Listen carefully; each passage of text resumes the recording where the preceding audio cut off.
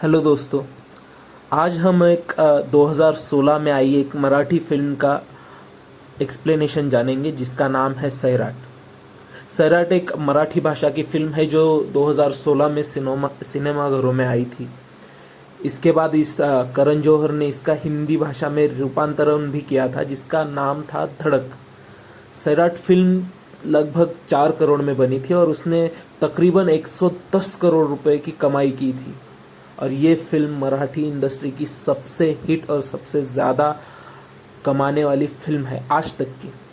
इस फिल्म में रिंकू राजगुरु और आकाश ठोसर मुख्य किरदार में निभाए हैं, जिनका नाम आर्ची और परशा होता है। और इसके लेखक और डायरेक्टर नागराज मंजुले है जो काफ़ी सारे नेशनल अवार्ड्स उनके फिल्म के लिए जीत चुके हैं। उनकी काफ़ी सारी शॉर्ट फिल्में भी है जिन्होंने नेशनल अवार्ड मिले हैं। और इनकी फर्स्ट ये कमर्शियल फिल्म थी जिसने मराठी के सारे रिकॉर्ड्स तोड़ दिए। इसे काफ़ी पुरस्कार भी मिले थे। 66वें बर्लिन अंतर्राष्ट्रीय फिल्म महोत्सव में सैराट का प्रीमियर हुआ था और इसको सब तरफ सराहना मिली थी। और इसके बारे में एक थी कि बर्लिन में जब ये प्रदर्शित हो रही थी तो वहाँ के एक बहुत बड़े और फेमस डायरेक्टर थे जिन्होंने इस फिल्म के बारे में बोला था। जब इन्होंने पूरी फिल्म देखी थी तो वो बोल रहे थे कि जब मैं फिल्म देख रहा था तो फिर लग रहा था कि इसको इतना सर के ऊपर क्यों बिठाई, इसकी इतनी तारीफ क्यों हो रही। तो मुझे लग रहा था ठीक है, गाने अच्छे हैं, स्टोरी लाइन अच्छी जा रही, पर जब मैंने एंड देखा तो फिर मैंने कहा ये मास्टरपीस है। तो अगर आपने मराठी फिल्म सैराट नहीं देखी होगी तो आप भी ज़रूर देखिएगा।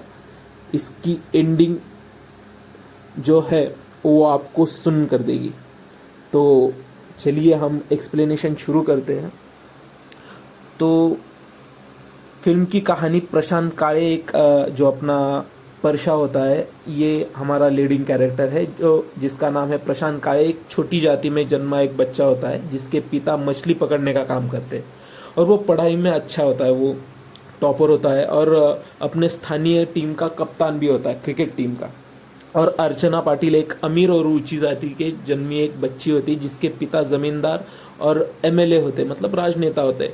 उसे ट्रैक्टर और मोटरसाइकिल चलाने में मज़ा आता है। और मतलब अगर आप ये फिल्म देखेंगे तो फिर फिल्म की खासियत यही थी कि यह इस फिल्म में जो अपनी हीरोइन है वो बोल्ड है, अपने हीरो से भी ज़्यादा। तो इसीलिए सर पे उठा के रखा था मराठी इंडस्ट्री में। ये इस तरह की पहली फिल्म थी जो हर किसी को लगता था कि ये मेरी स्टोरी है बस। तो वो दोनों एक ही कॉलेज में पढ़ाई करते हैं और बाद में एक दूसरे से प्यार करने लगते हैं।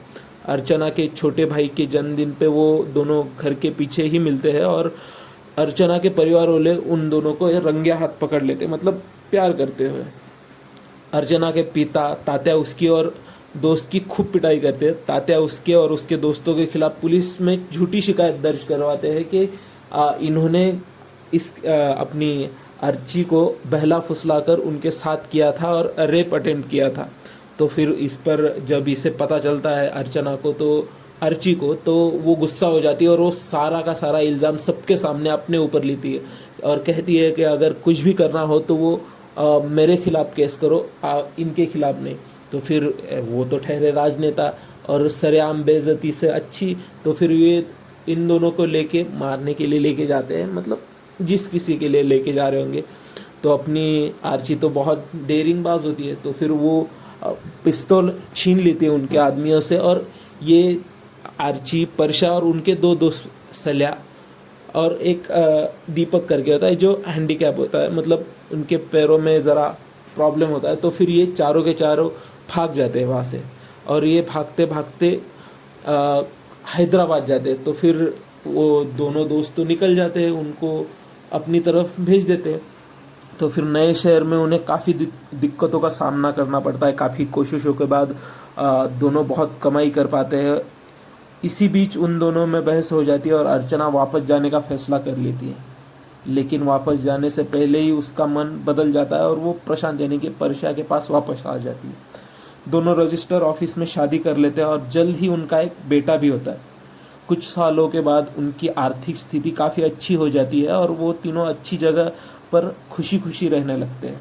एक दिन आर्ची अपने माँ को फ़ोन करती है और अपने बेटे को थमा देती है। तो उसके बाद आखिरकार माँ का दिल था और वो पिघल जाता है।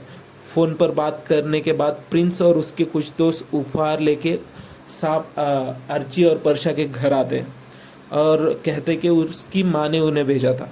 उनका बेटा आकाश अपने पड़ोस में जाता है। तो फिर जब भी ये अपनी आर्ची और पर्शा घर में होते हैं और जो प्रिंस होता है मतलब आर्ची का भाई, तो वो अपने दोस्तों के साथ बाहर के रूम में वेट कर रहा होता है। तो फिर ये एक मास्टरपीस इसीलिए है कि ये अगर आप एंड देखोगे ना तो पूरी फिल्म के बाद, तो फिर आपको पता चलेगा कि भाई वाह, ऐसा एंड मतलब हर कोई सोच नहीं सकता ऐसा है ये एंड है। मतलब जो आप एक्चुअली ये एक्सप्लेनेशन में आप वो फील नहीं कर पाओगे, पर आप जब ज़रूर देखना और जब देखोगे तब आप भी कहोगे कि भाई ये बहुत बहुत अच्छी फिल्म है। इसका एंड में ये होता है कि आर्ची और पर्शा अंदर होते हैं, तो फिर बाद में फिर कैमरा जूम आउट होकर घर के बाहर आता है और जो पड़ोस वाली औरत होती है वो जो उनका बेटा आर्ची और पर्शा का वो अंदर छोड़ देती है। और बाद में कैमरा जब